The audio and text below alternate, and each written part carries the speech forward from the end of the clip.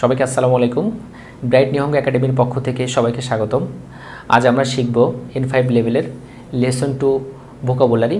আমরা ইতিমধ্যে লেসন 1 এর গ্রামার ভোকাবুলারি শেষ করেছি। তার পূর্বে আমরা জাপানিজ ভাষায় যে বর্ণমালা রয়েছে হিরাগানা কাতাগানা আমরা শেষ করেছি। তো আশা রাখতেছি আপনারা এটা সুন্দরভাবে শিখবেন এবং নতুন যারা আছেন তারা আমার এই ভিডিওটা দেখবেন। দেখলে হয়তোবা এটা ভিডিওটা দেখলে সহজেই পড়াটা মুখস্থ হয়ে যাবে এবং আপনারা বেশি থেকে বেশি খাতায় লিখবেন এবং এটা নোট করবেন, নোট করে করে লিখবেন। হ্যাঁ, জাপানিজ ভাষা এমন একটা বিষয় যে যত সময় নাকি আপনারা এটা খাতায় লিখবেন তত সময় ঠিক ভালোভাবে আপনারা মনে রাখতে পারবেন না। এজন্য বেশি থেকে বেশি প্র্যাকটিস করতে হবে। তো আমি ভোকাবুলারি দেখাচ্ছি, আপনারা দেখেন। এটা হচ্ছে লিখেছে হচ্ছে করে। হ্যাঁ, করে মানে হচ্ছে এটা, আর সোরে মানে হচ্ছে ওটা, আরে মানে হচ্ছে ওইটা। এটা হচ্ছে এই তিনটা বস্তুর ক্ষেত্রে ব্যবহৃত হয়। আমি গ্রামারে ক্লিয়ার করেছি।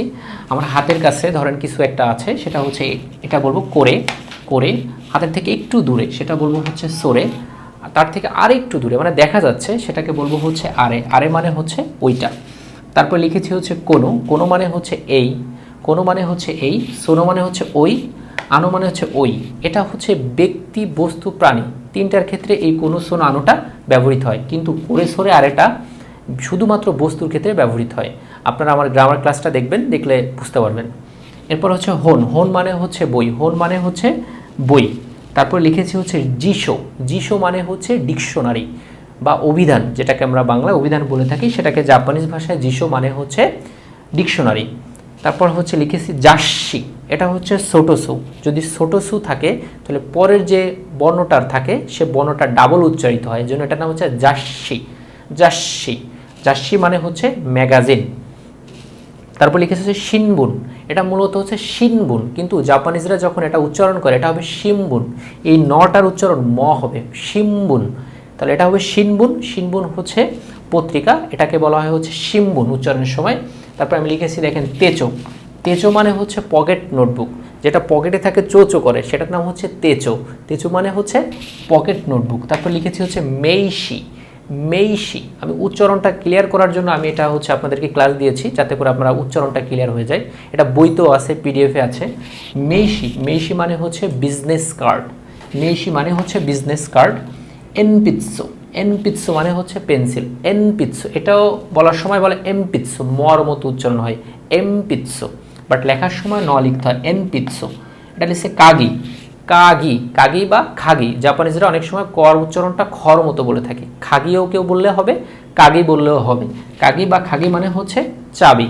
তারপর লিখেছে হচ্ছে তোকেই। তোকেই মানে হচ্ছে ঘড়ি। তোকেই, তোকেই মানে হচ্ছে ঘড়ি।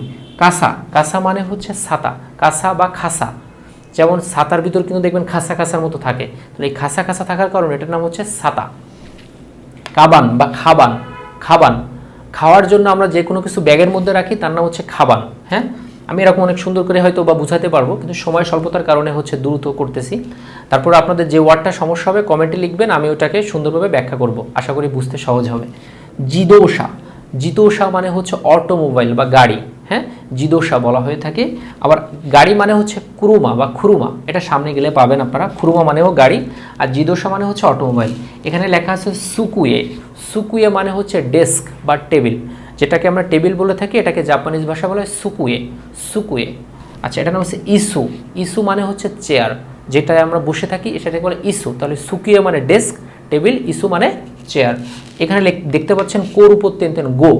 গো মানে হচ্ছে ভাষা। আচ্ছা, নিহন মানে তো জাপান। এখন যদি বলে নিহনগো তার মানে জাপানিজ ভাষা। এই গো ইংরেজি ভাষা। বাংলাদেশু গো মানে বাংলাদেশি ভাষা, অর্থাৎ গো যখন যুক্ত থাকবে তখন ভাষা হয়ে যাবে। দেখেন এখানে আমি লিখেছি এই গো ইংরেজি ভাষা। নিহনগো, নিহন মানে জাপান, গো মানে ভাষা, তাহলে নিহনগো জাপানি ভাষা বা জাপানিজ ভাষা, যেটা বলেন নান। নান মানে হচ্ছে কি, এখানে আরেকটা ওয়ার্ড আমি লিখে নিই, নানি। নান বা নানি দুইটা মানে হচ্ছে কি, আপনারা বিভিন্ন সময় প্রশ্ন পাবেন নান দেস্কা, হ্যাঁ এরকম পাবেন। এই নান মানে হচ্ছে কি, এখানে লিখেছি হচ্ছে সো। সো মানে হচ্ছে তাই। সো মানে হচ্ছে তাই। চিগাই মাস, এটা হচ্ছে চিগাই মাস। চিগাই মাস মানে ডিফারেন্ট বা ভিন্ন বলে থাকি।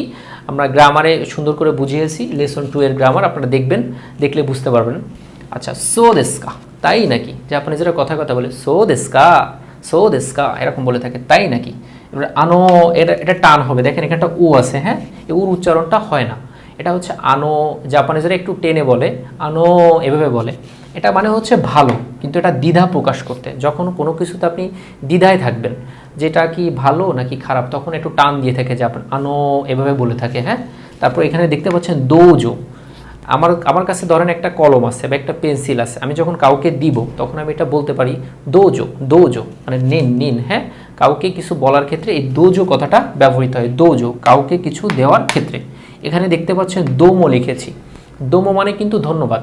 অর্থাৎ আমরা যারা ধরেন হচ্ছে নিকটস্থ যারা থাকে, বন্ধু বা কাছের মানুষ যারা থাকে, তাদের সাথে কিন্তু আমরা এত সম্মান দিয়ে কথা বলি না। তাদের সাথে যখন আমরা থ্যাংক ইউ বলবো তখন বলবো শুধু দোম। দোমো মানে হচ্ছে থ্যাংক ইউ বা ধন্যবাদ। এবার আরেকটা দেখতে পাচ্ছি দোমো আরিগাতো গুজাইমাস।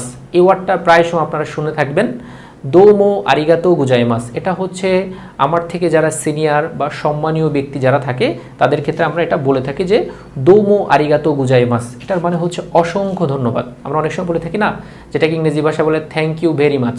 হ্যাঁ, তো এটা বলে থাকি, সেটা হচ্ছে দোমো আরিগাতো গুজাইমাস। যদি কেউ ধন্যবাদ বলে তো সেই ক্ষেত্রে তার বিপরীতে যে থাকে তার বলতে হচ্ছে দো ইতা সীমাস্তে, দো ইতা সীমাস্তে। এখানে লেখা নাই, সামনে পাবেন, এজন্য লিখিনি।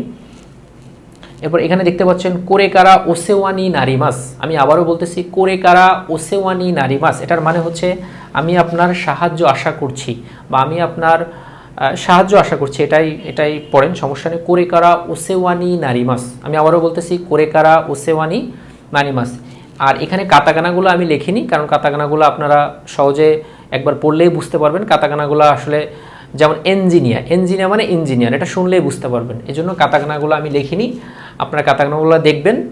আর আমার এই ভিডিওটা বেশি থেকে বেশি শেয়ার করবেন, ইউটিউবে সাবস্ক্রাইব করবেন। আশা করি আপনারা যারা জাপানিজ ভাষা শিখতে চান আপনারা উপকৃত হবেন। সবাইকে অসংখ্য ধন্যবাদ। আসসালামু আলাইকুম।